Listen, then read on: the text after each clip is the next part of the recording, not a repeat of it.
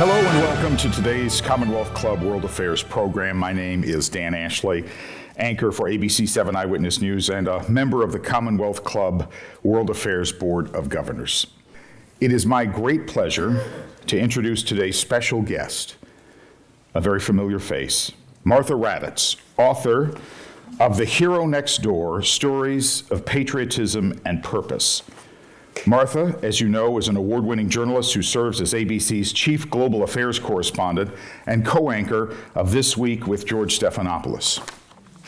She has covered national security, foreign policy, and politics for decades, reporting from the Pentagon, the State Department, the White House, and conflict zones all around the world. Martha serves on the board of the Bob Woodruff Foundation, which supports wounded veterans and their families. In 2018, she was awarded the George C. Marshall Medal from the Association of the United States Army for her sustained commitment to the women and men of America's armed forces. Please give a warm welcome to Martha Raddatz, and congratulations on your new book. Thank you. Thank you.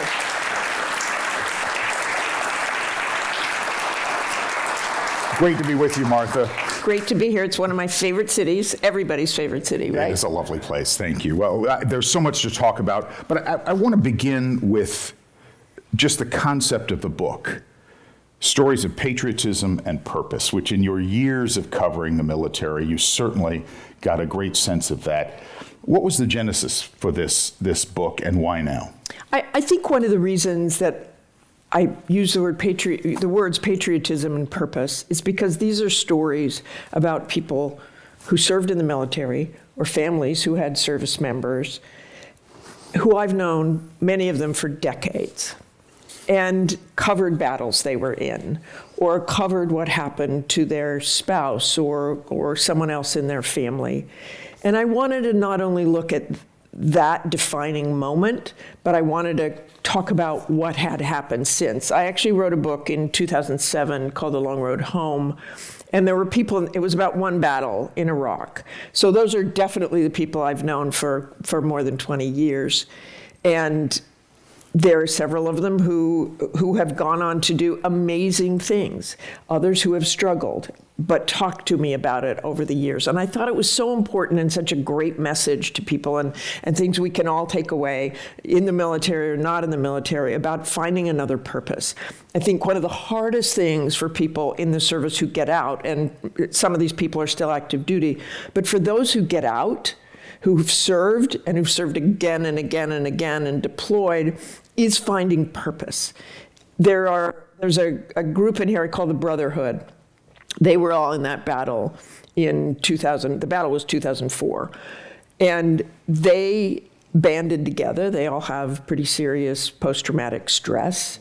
And I think in many ways, and I tell Eric Berkwin, who is just the dearest man and has 4 kids and a family and is thriving, but I know every day he gets up and it's hard to stay alive. And I always tell Eric and the others that I think what they have done since the day of that battle that was so traumatic and they lost so many friends is more courageous in many ways than what they did that day. I also feel very strongly about the fact that so few people serve, 1%, right? And that I don't want the rest of America's citizens to lose track of those people, to lose a connection with them, to know what they're doing and know how unique it is what they are doing. I also cover the military, obviously, and I want to report on what goes wrong. But for me, it's always been partly, I just really want to get to know people. So I start from an area of respect, and then we go from there. It's always struck me as challenging for us here because our geographic isolation gives us so many advantages, but it also divorces us sometimes from what our military is doing half a world away. And it's easy sometimes to forget that they're over there serving, even when there's not a conflict, but certainly when there is a conflict as there is now, because so few people from a percentage basis actually serve. Exactly that. I mean, we do lose that connection. And by the way, I've told people I know in the military, friends, like, it is not just up to us to try to connect with you guys. It's also up to you to try to connect with us. And so I'm thankful to the people who agreed to talk about their lives and share their lives. And that is certainly what I asked them to do when I started writing this book. And the impact that I hoped it would have is that they could tell their stories and they could tell what they've gone through since or what they went through that day, so people could relate to that. So that somehow, and I've described myself, even like when I'm in conflict zones and I'm talking to a spouse, for instance, is sort of this connective tissue between them, and try for each, and I shouldn't say side, but each population to connect with each other and to understand each other in different ways. Like, I've asked friends of the service, like, how many civilian friends do you have? Come on. Because it's easy not to have any. It's easy to say no one understands me or no one understands what I've been through. But I really think we as citizens should make a real effort to connect and know them in ways we haven't before. There's so many stories, obviously, of service and sacrifice. How did you curate which stories that you wanted to tell? What was the process? It was hard, and yet in some ways it was easy. I certainly wanted to get a variety and different services and different perspectives. You know, we go from the first couple of chapters are really harrowing situations, and the last couple of chapters there's a chapter about two mothers I have known for more than 20 years whose sons were brain damaged in 2005 when an IED exploded, and what they have done since. And I the only thing I'll say, because it's honestly, a friend of mine said he was just finishing the book on an airplane and wondered, and the lady next to him was the lady next to him was probably wondering why he was crying. It is because Debbie Schultz was 49 years old when her 21-year-old son was terribly brain injured. And she has been caring for him ever since. She's 70 years old now.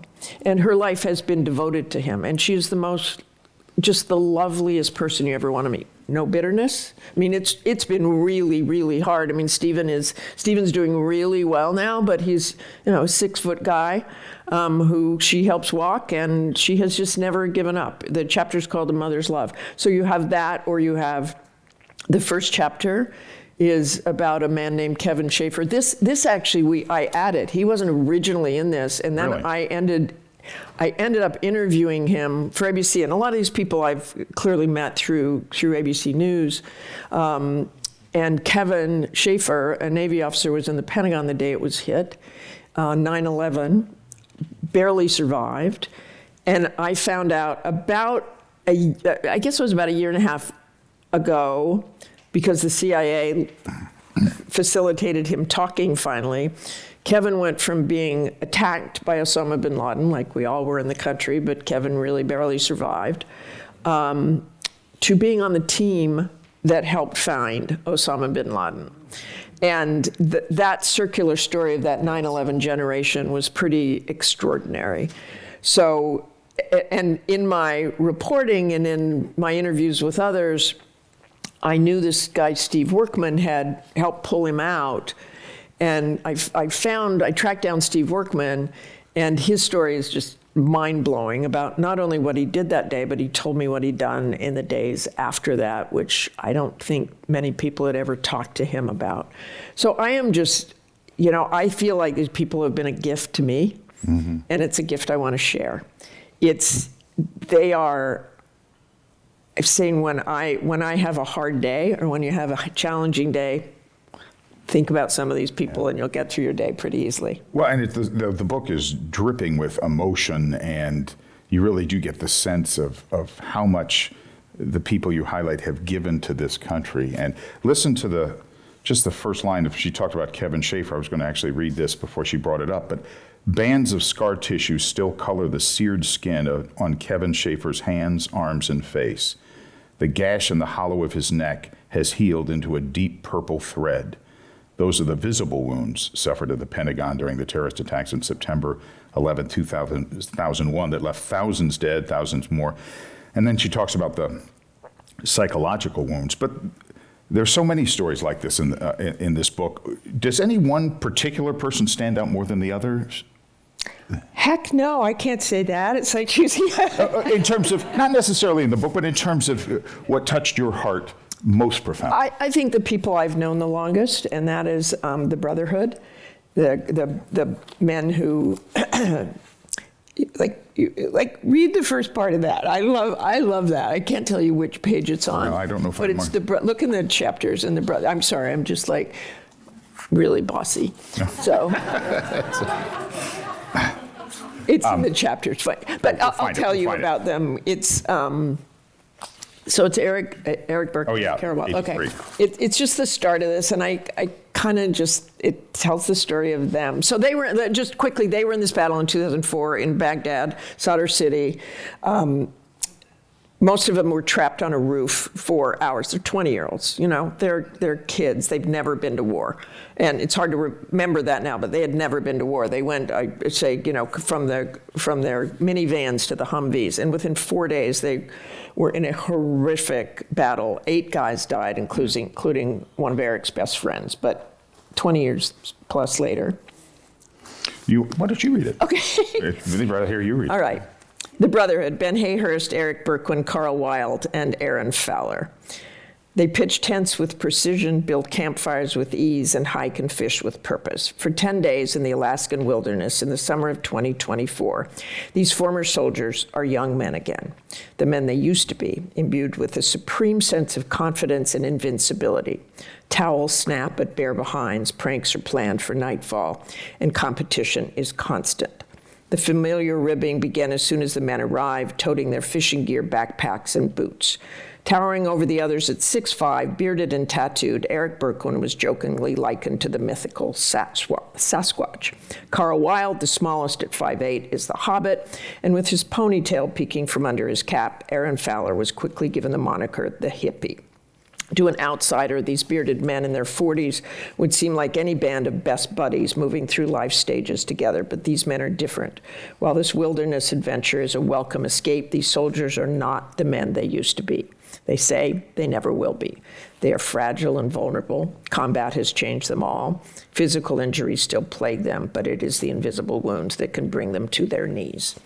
Anyway, they are amazing men. That's touching. There's another family from that day whose son was killed in that battle, who I've also become very close to. They live in Texas, the Arciagas, and what happened to their family after that is horrible.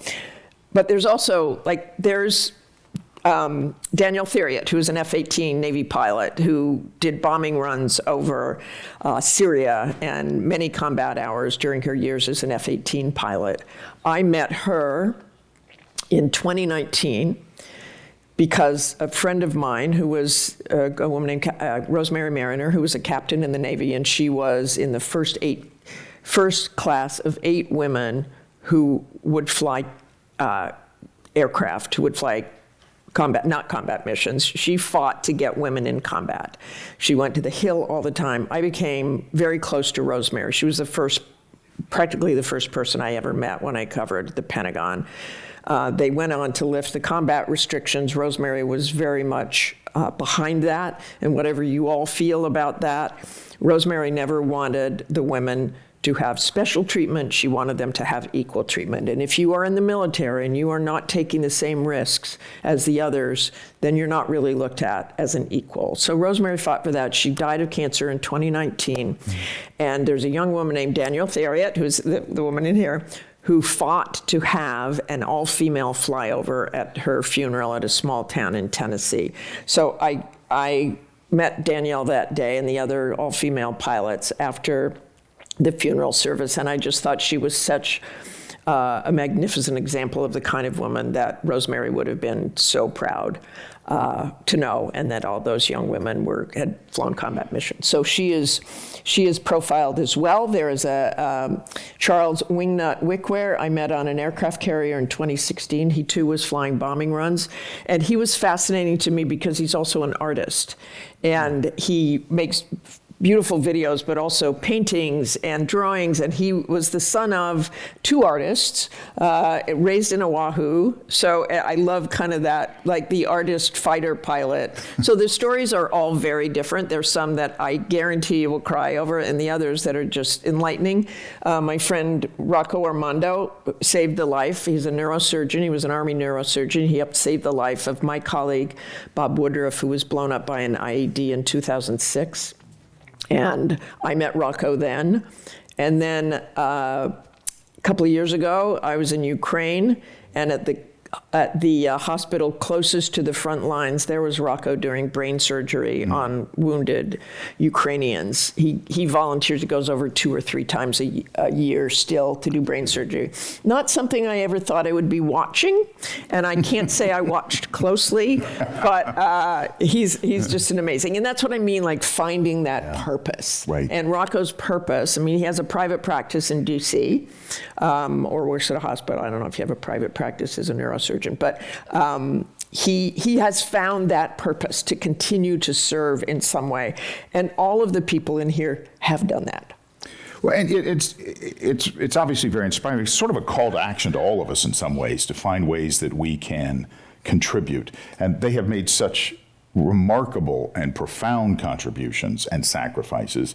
Maybe we can't all do that, but you definitely come away thinking, I should do more. I think that's right.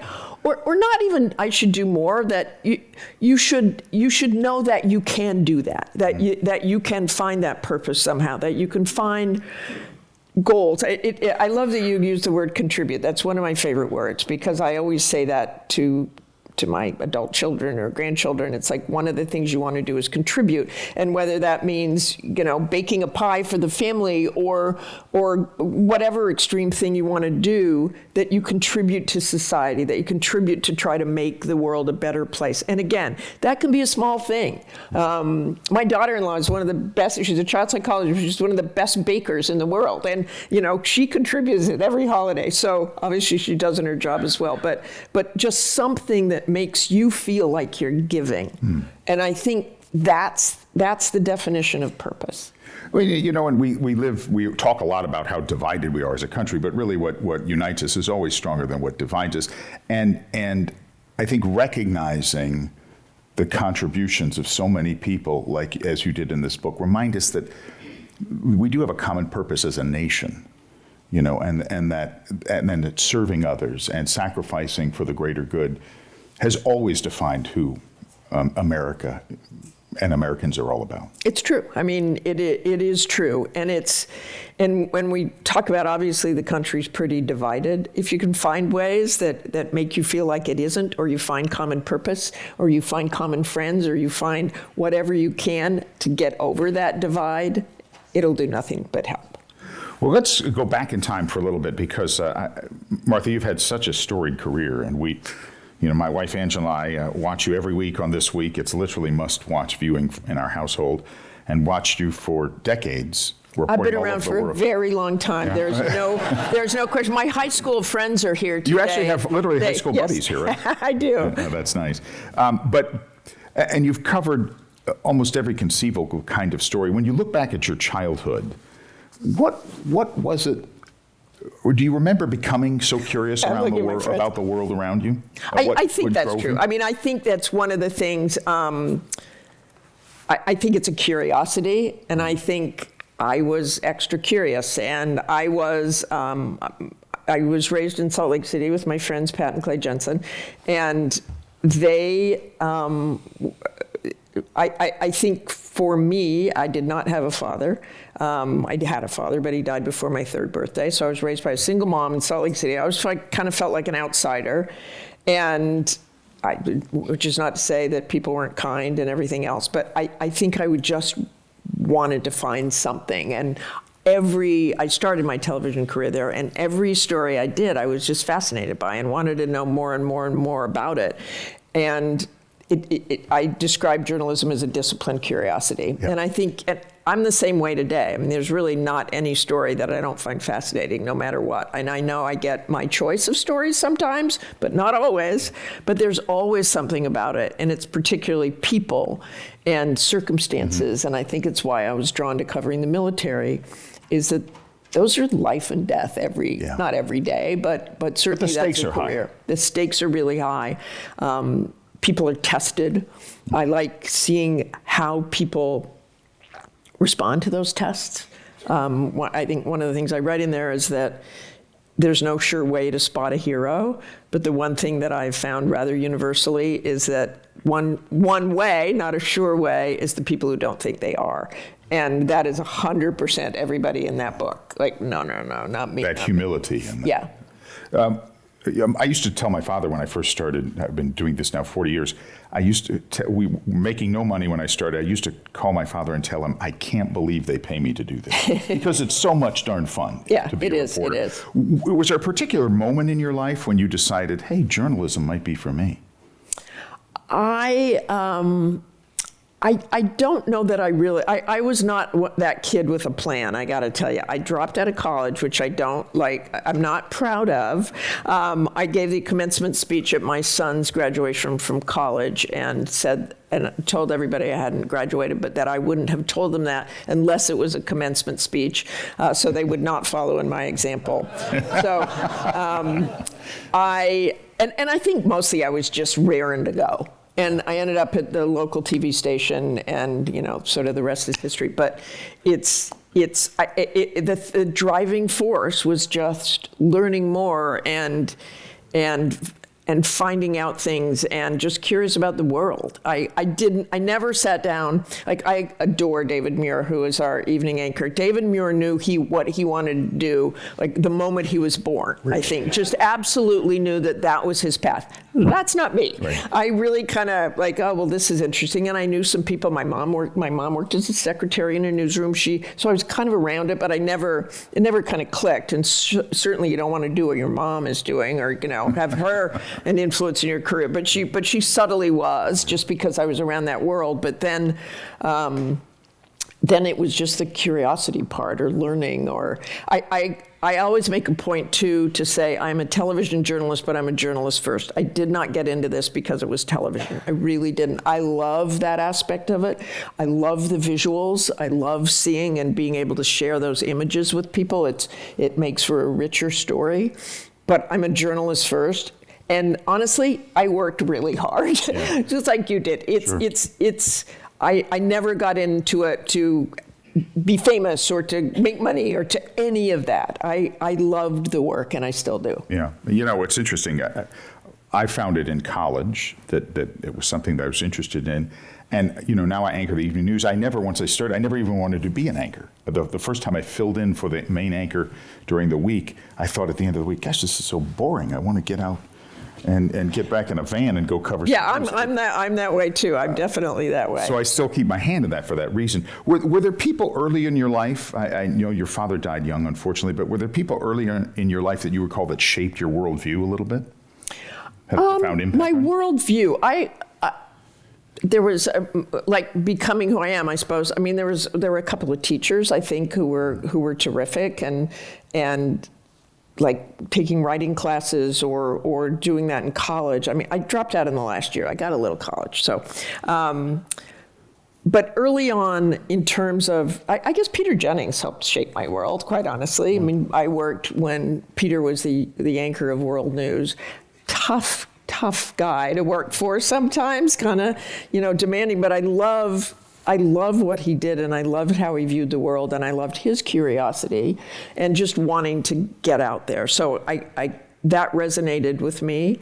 Early on, I think, honestly, it was just like learning so much and paving my own way. Diane Sawyer was always wonderful to me. Robin Roberts was also always wonderful to me when I went to the network. And I worked in Boston for 12 years, and I miss Boston. I really loved Boston.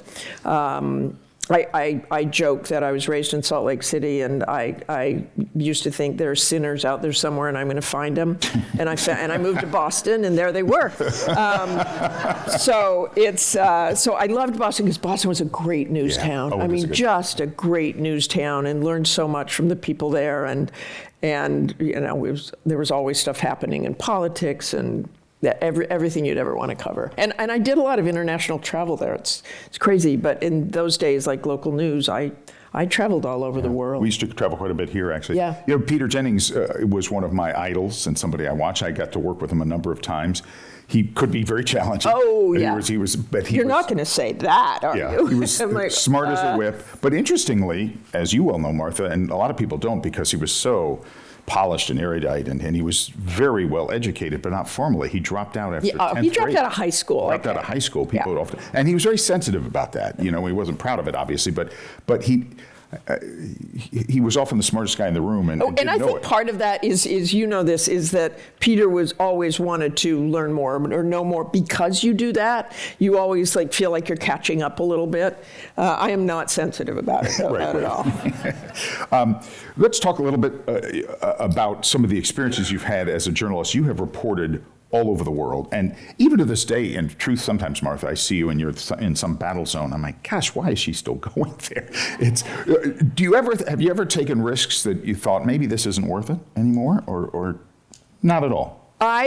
First of all, I have always factored that in, always, and particularly, I have 2 kids, and when I started covering the war, my son was, which was in Bosnia. My daughter was 14 at the time. My son was then probably 4. Mm-hmm. I covered that very briefly, and that was a very scary experience, But I have always weighed the risk, and I did in Iraq. You can't prevent something from happening, and Bob Woodruff's getting badly injured was scary for my family too. Mm-hmm. But I do weigh the risks. I don't do crazy stuff, and I always think of my crew too. Yeah. I'm not going to put them at risk just because I want to do it. That's important to me. And the photographers, believe me, take more risk than anyone because they're the ones who go closer, and they're the ones who have to get the shot, and I don't want to put them at risk either. So I've definitely turned stuff down. It's journalists that we've all known and often go off, and they always seem to come back. And sometimes not everybody, yep. But people we tend to know, and it's really shocking when they don't. I had lunch a week or 10 days with Bob before he got blown up, and when it happened, it was stunning because certainly you guys at the network level, you go off, and most of the time you come back, and obviously a lot of journalists don't, but it is a stark reminder, know this, we're not playing a game here. There are real risks. True. And I actually write about Bob and the day that happened that night, and I had gotten a panicked call from his producer, a woman named Kate Felsen, who, as you can imagine, was sobbing and what this just happened. And I remember that I had to go on the air a few hours later and talk about it, and that was a rough one. That was a very rough one. But yeah, that was a reminder to us all about the risk journalists take, and they still take those risks all the time.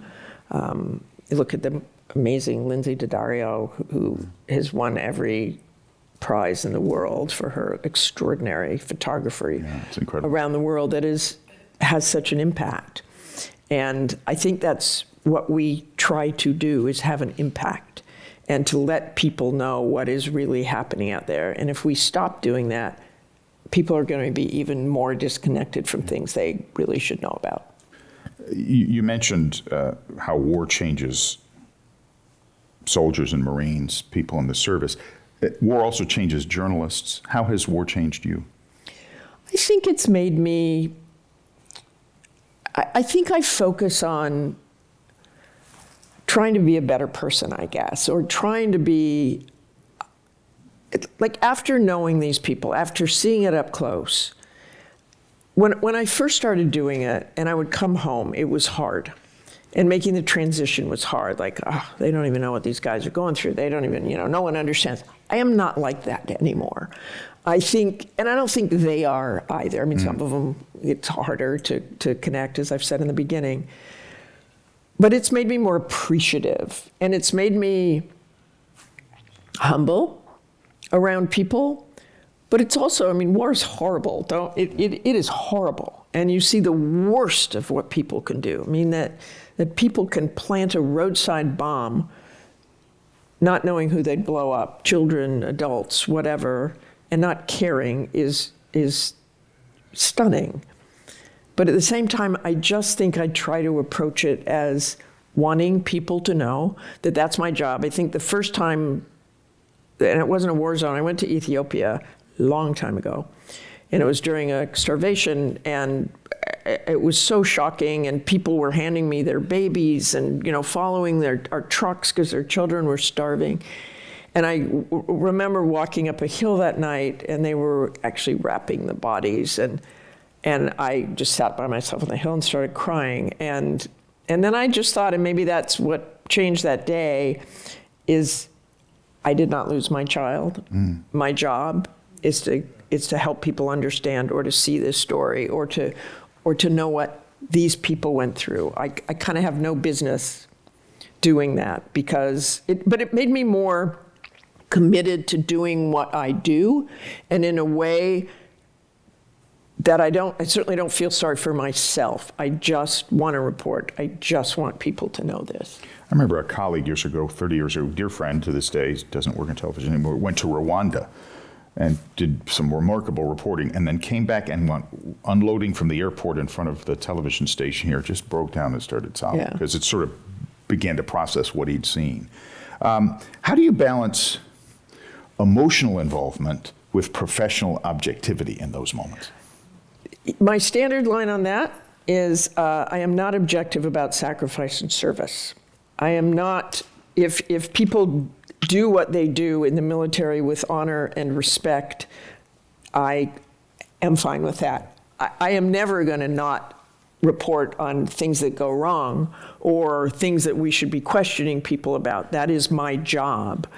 But emotionally, you have to get those journalistic glasses on and do that. I mean, on 9/11, when the Pentagon was hit, my husband was in the Pentagon that day, and you still go on and you do your job.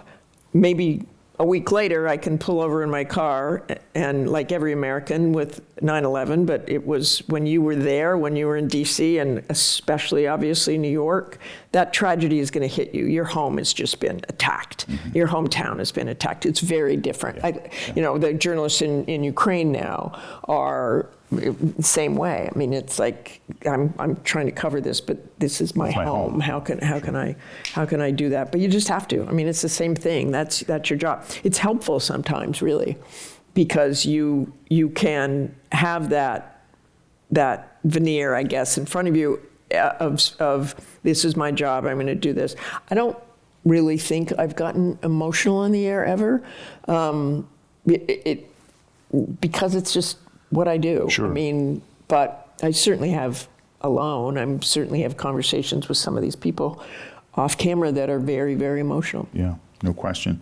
Are there times when you've been covering national events, whether you're overseas or here at home, where you are aware that history is being made in real time? That this is something that people will remember and talk about. Obviously, 9/11 is one of those days, but other moments when you're very conscious of the fact that this is a bigger deal than just this moment.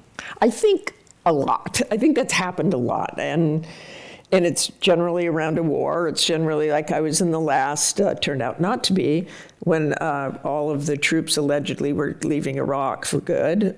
We ended up going back a few years later, but on that last convoy out, I was in Ukraine the night Russia invaded. I knew very well that was a historic moment, and I had gotten a text that night from a senior official saying, you are likely seeing the last few hours of peace on the European continent for years to come. Boy, did that turn out to be true. So I am aware of that, and I want to I want to drink that in a way for myself, and the importance of those moments to observe as much as I can when things like that are happening. And to recognize, obviously. Oh, and debates. Whew. Oh, yeah. Oh, yeah. So talk about that, please. Yeah, I mean, at debates, I've done 2 general election debates. I did Joe Biden and Paul Ryan in 2012, and I did Hillary Clinton and Donald Trump in 2016. And it was about 48 hours after the Access Hollywood tape was released that Anderson Cooper and I did the debate with Hillary Clinton and Donald Trump. That was, boy, we knew history was going to be made that night. And I mean, we didn't know whether he would drop out, whether the debate would go forward. It was I'm sure you don't really remember that as well as I do, but we didn't know what would happen. And there was just, it was a scene, I'll tell you. And talk about something tough to wrangle. I mean, that is really to keep control. That's when I get my mother genes in there, just like, all right, knock it off. Knock it off. Yeah, which by the way does help. Do you enjoy that challenge? And you know that situation. I used to tell people I'd rather be in Iraq than doing a debate, which. I don't need to say anything more about that. You get the idea. It's hard. It's really challenging, and the scrutiny on us now is so intense. We've had actually funny moments in a debate. David Muir and I did one, a primary debate. And it was the Republican candidates, I think there were 7 or 8 of them at the time. And we were facing the audience like this, and we would announce each person, and they would come out. And it was Donald Trump. It was 2016 also. It was Donald Trump, and it was Chris Christie, and it was Marco Rubio, and it was Ben Carson, and welcome, and it was a big deal. It's obviously on the network, and David says, and we, I don't even remember who he said. First, that person came out, and I said, and Ben Carson. We can't see them behind us. David goes on, I go on, we go on, we turn around, no one's there. So I remember that. I'm kind of convinced that Ben Carson is the one who stopped when I announced him the very second one. So I don't remember who the only person on stage was at that point. But I remember turning around thinking, oh, geez, we have to do this again. I can't even remember all these people who are in this debate. So there are moments like that when Saturday Night Live had fun with that one, which is also a different element of when you go home and you see that and you're like, oh my gosh. So that was, yes, David and I laugh about that now. Because the shock of turning around was pretty funny. I remember that. Yes. You mentioned the scrutiny that you're under in those situations. Is there what are the misconceptions maybe that the public has about journalists today and political journalism today? I'm asked about it all the time. I know you are. Talk a little bit about, from your perspective, the misconceptions people have about what we do. I wish people knew more about what we do. It cracks me up. Like, people I even know well, like, do you write that stuff? I'm like, what? I mean, what? I think people don't realize that we work really hard. I think, like, if you watch David or me or anybody on the evening news, that's a lot of work, and it's a lot of stress, and you do the work every single day. I wish people knew that, and we do the best we can. We find out as much as we can. We work up to the minute. David's amazing. David is like 30 seconds before he goes on the air still writing. It's one of those things that I don't think people really understand what our jobs are sometimes, or oh, you should have done that, or you should have done that. I'm like, I'm doing the best I can. I mean, the Sunday show is obviously a challenge because you want answers, but you don't want to be a pest. And sometimes that's difficult because it's a lot of talking points, and you try to work your way through that. Doesn't always work so well, but you try. I think sometimes people think, from what the comments people make to me, and I'm sure you've heard it as well, that we somehow sit around and have meetings and decide what position we're going to take. Oh, no. We're going to make sure this, and that just never occurs. Never, I think people think there's some big plan, and there's really not. Right.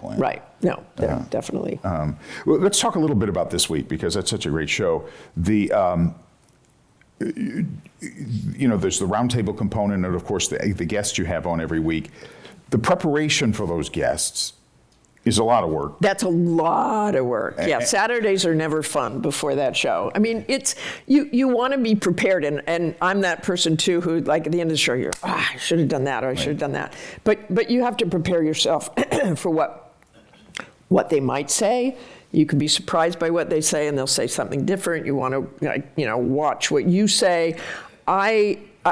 People always ask, like, at what point do you stop pushing if you don't get an answer? To me, I'm just assuming people who are watching are pretty smart, and they understand that that person didn't answer the question after 2 or 3 tries. Because I think if you go much longer than that, then you become the story. Mm-hmm. And it's just like, okay, the viewer understands that question wasn't answered, so you push that. But the preparation for that show is really a lot, and Sunday mornings are a lot of balls in the air. And changing topics. It's like, one minute you're talking about a virus on a cruise ship, and the next minute you're talking within depth of the Strait of Hormuz, which is exactly, what we did a couple of weeks ago. And you have to have as much depth as you can in each of those topics. And I think sometimes what people may not realize is not only is it marshaling all the information, the facts, but there's a dance, depending on the personality you're interviewing, that can make it very challenging to keep control of that situation. Right. Yeah, I mean, again, and that's all research or trying to anticipate. It doesn't always work. But this week is a really interesting show because we have 3 different anchors. We have very different kind of deep dive assets, and mine is obviously global affairs and things like that. George is just a master of politics, and as is John.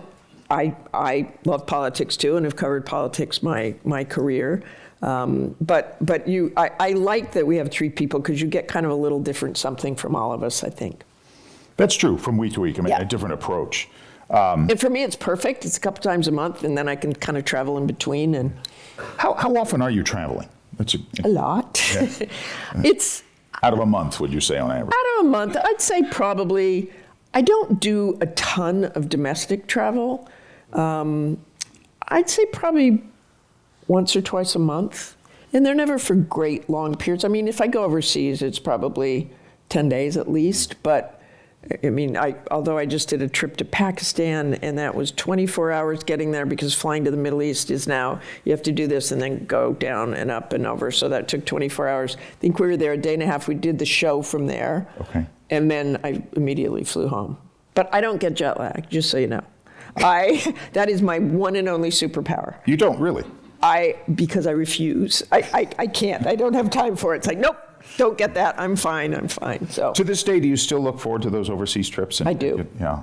Sometimes not. But I mean, sometimes it's just like, oh, man. What would you say to young people? Journalism is changing, television news is changing, the landscape has changed, social media has changed so much of what we do. What would you say to young people who are interested in journalism today about pursuing the profession? I would beg them to do it. Yeah, me too. And for the same reason, because I think we need people who want to be journalists. And I would tell them to do the work.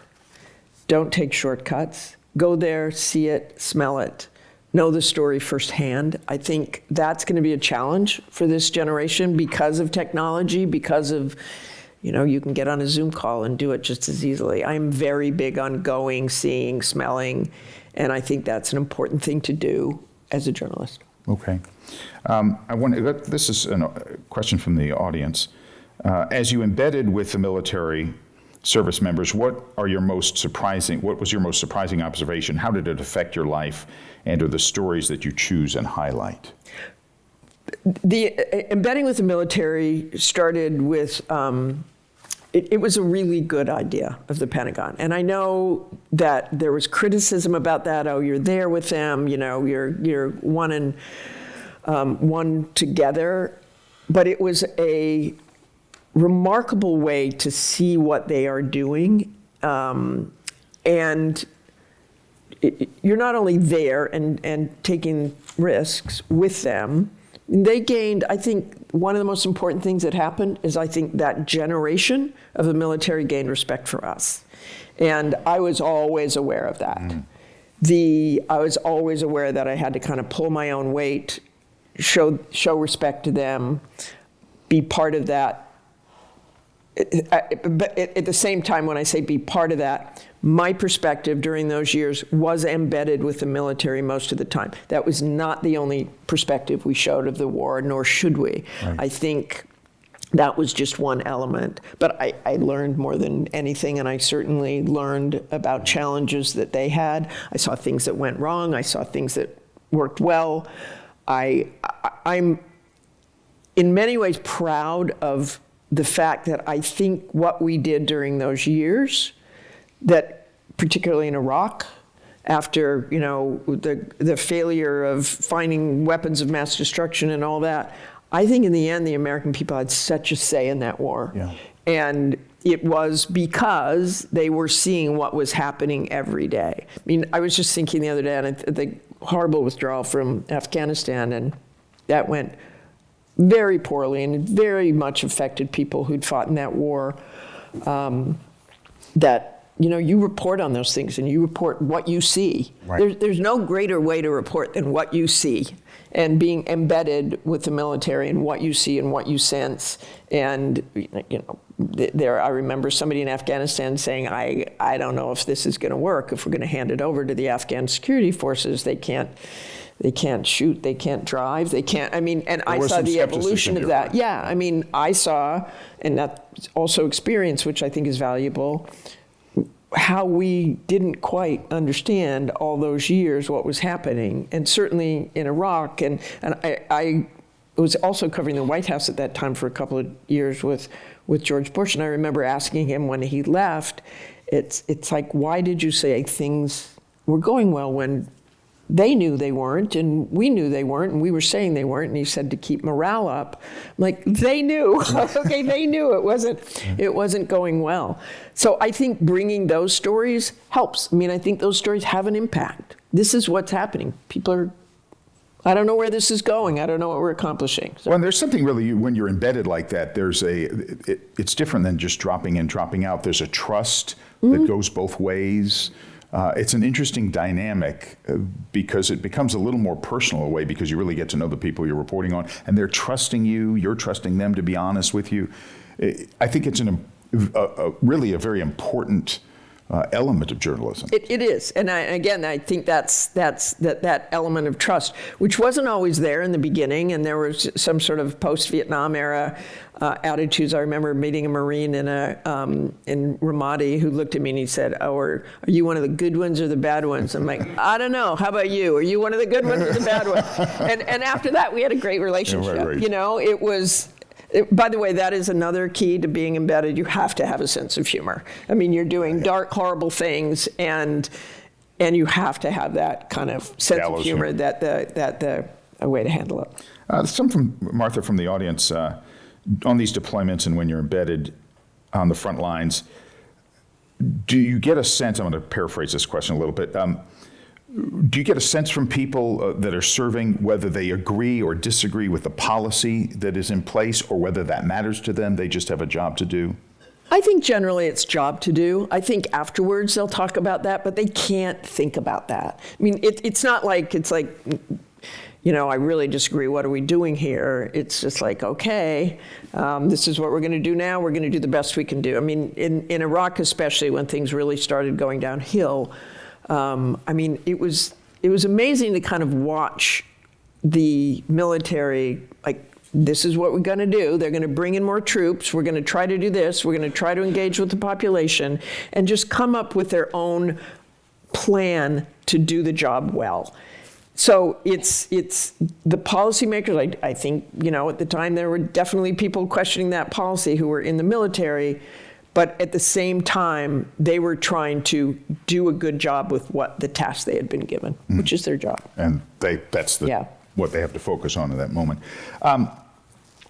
Is there an experience when you have been embedded that sticks out the most in terms of what you learned from that experience, whether about the people you're covering that are serving, or just about the nature of war, the nature of human conflict? Is there anything that you've never forgotten? I'm sure there are many things you've never forgotten, but something salient?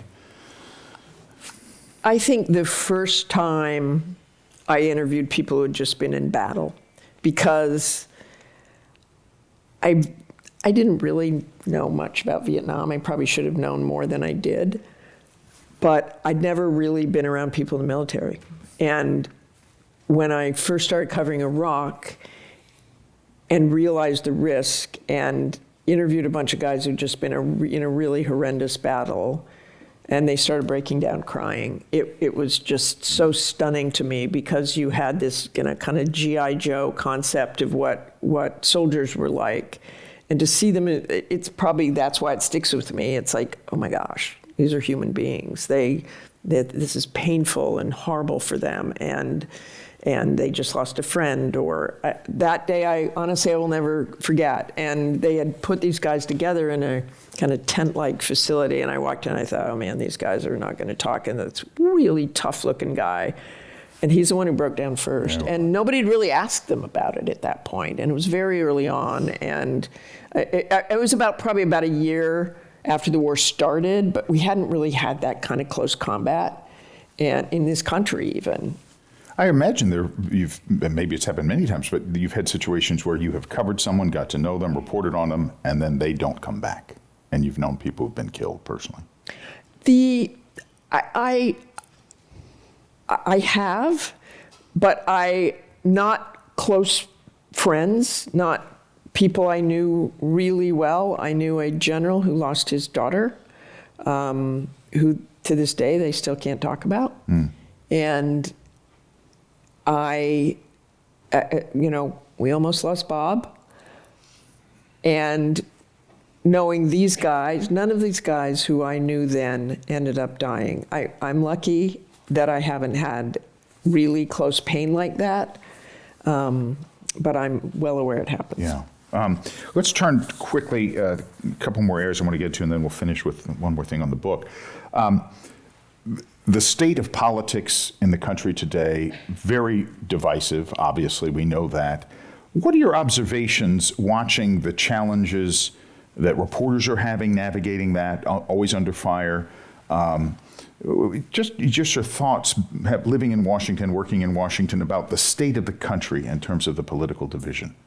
The political division is hard to see. It's hard to see, it's hard to go out, but I am determined to go out and talk to voters on whatever side they're on in this issue and try to understand.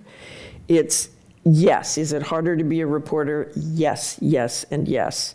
I will point out that we have yet been allowed to go on a ship, to see soldiers, to see anybody. We have 50,000 U.S. forces around the Middle East right now.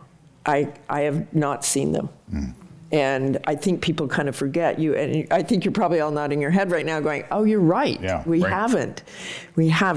I have put in requests. I've been told we can, and they can't quite do it yet. We'll see if that happens. But I think that is vitally important. And I think part of that is that builds trust as well with what you're hearing, if you can have journalists go out there and see it. The rest, the noise, I just ignore.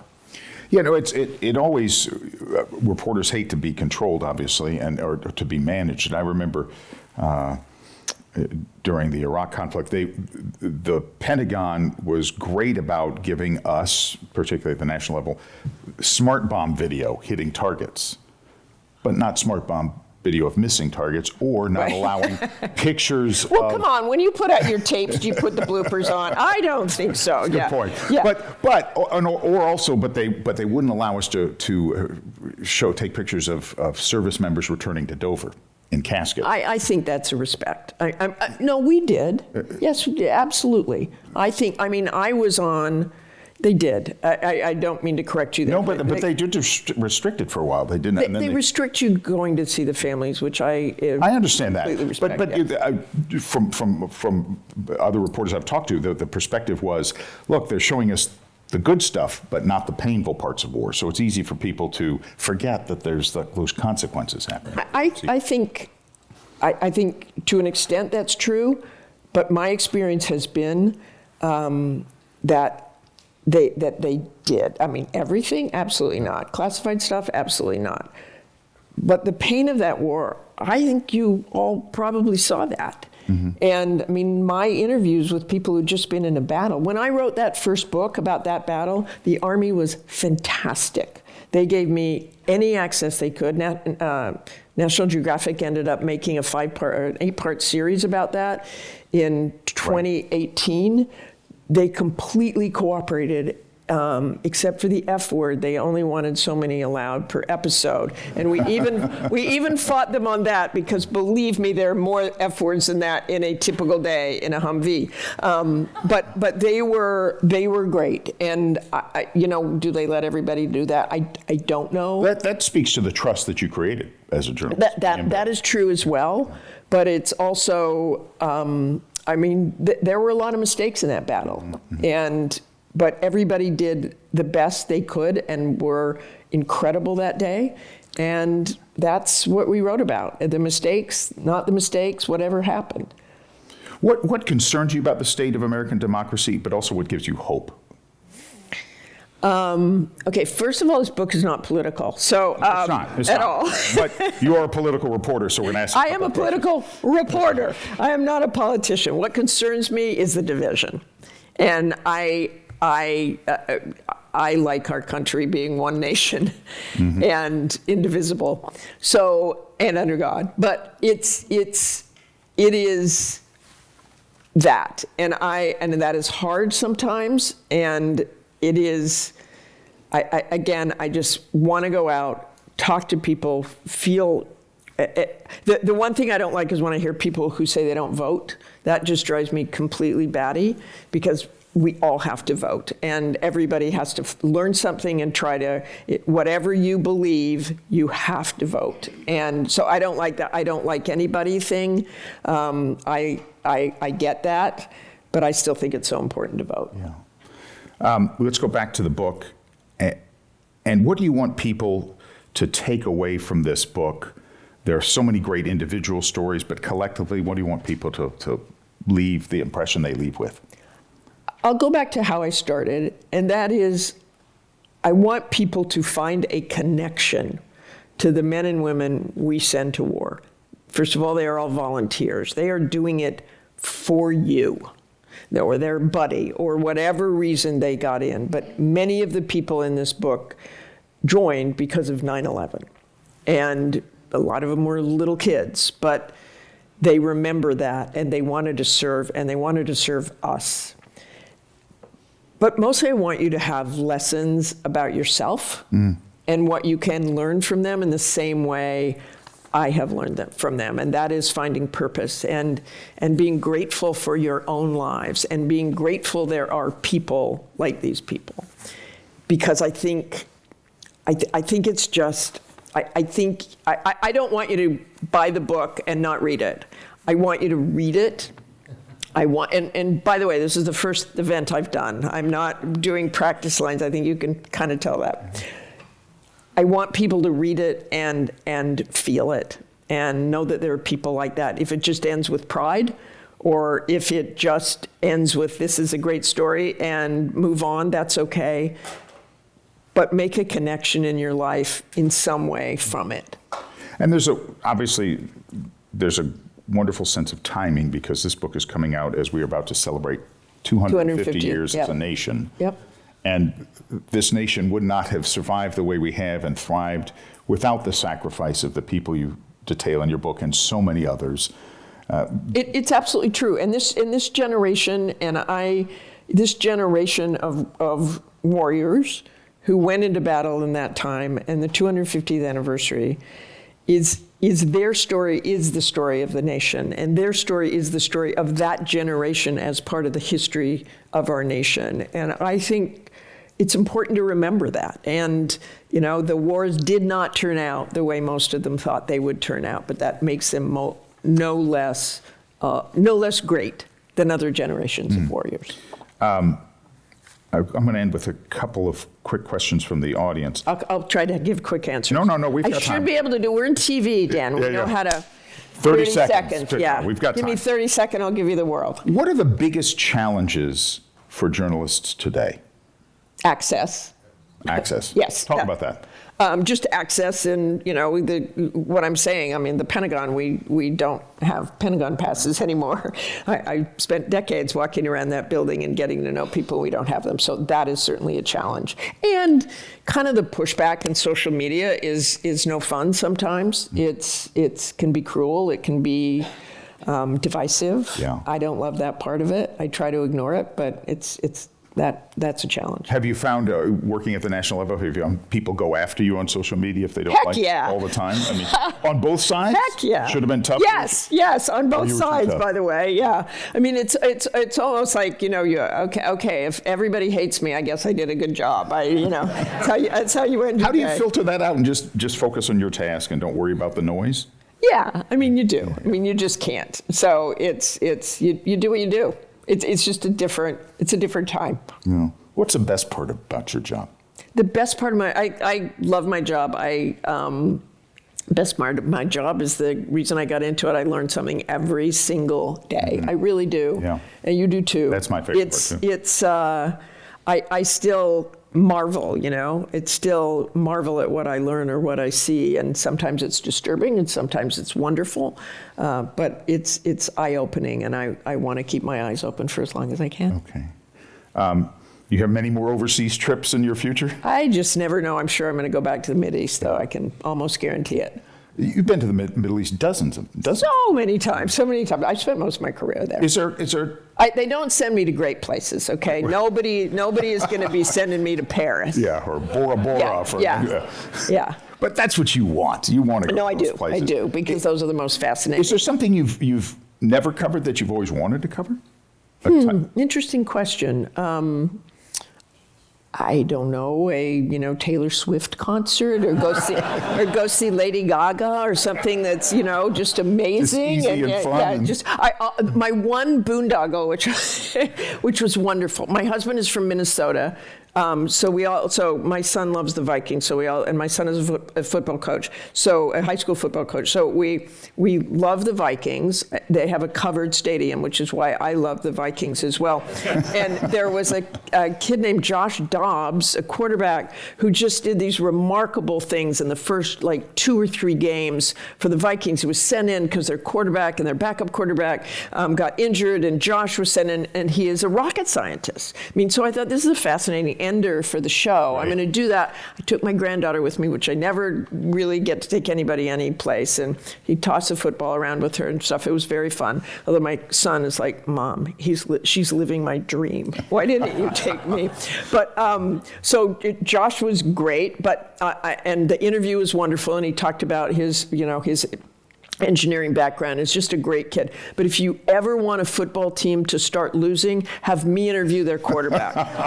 Okay? Kiss of death. It never happened again after that. He was off the team the next day. But just a fabulous guy. But wait, he came here, I think. He came to he's fantastic. He's such a good guy. Such a good guy. 2 quick things. One, this is just, I'm curious, and I think people are too who watch the show this week, every week.